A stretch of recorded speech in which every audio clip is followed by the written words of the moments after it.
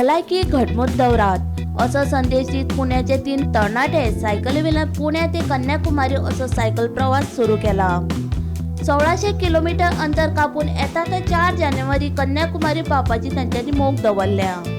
Fit India संकल्पनेखाला पुण्याच्या या cycle पट्टूंनी 20 December या दिसा पुण्याच्यान सायकल प्रवासाक सुरवात केल्लो। पळयात। सायकल प्रवास करायला एकतर एनर्जी ऊर्जा भरपूर मिळते आणि त्याच्यातनं एक एन्जॉयमेंट जो असतो तो एन्जॉयमेंट घेण्यासाठी म्हणून आम्ही हा प्रवास चालू केलेला आहे। आणि तुमचं याचं उद्दिष्ट कधी पूर्ण होणार? उद्दिष्ट आम्ही 4 जानेवारीपर्यंत कन्याकुमारीला पोहोचायचा आमचा प्लॅन आहे। परत परतीचा मार्ग 4 नंतर? हां, परतीचा मार्ग तिथं कन्याकुमारीला गेल्याच्या नंतर मग सायकल पॅक करून आपण रेल्वेने येणार आहे आणि मग रेल्वेने पुन्हा पुण्याला पोहोचणार। नमस्कार, मी सुनील धस, हा श्रीकांत रोडे आणि हा सुनील जगदाळे।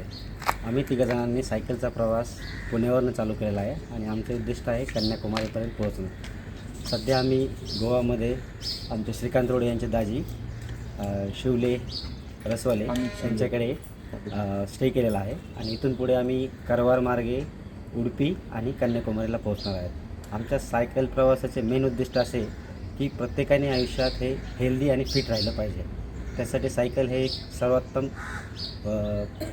पर्याय आहे जे तुम्ही तुमच्या दैनंदिन जीवनात यूज करू शकतात। आता हा किती किलोमीटरांचा प्रवास असणार तुमचा?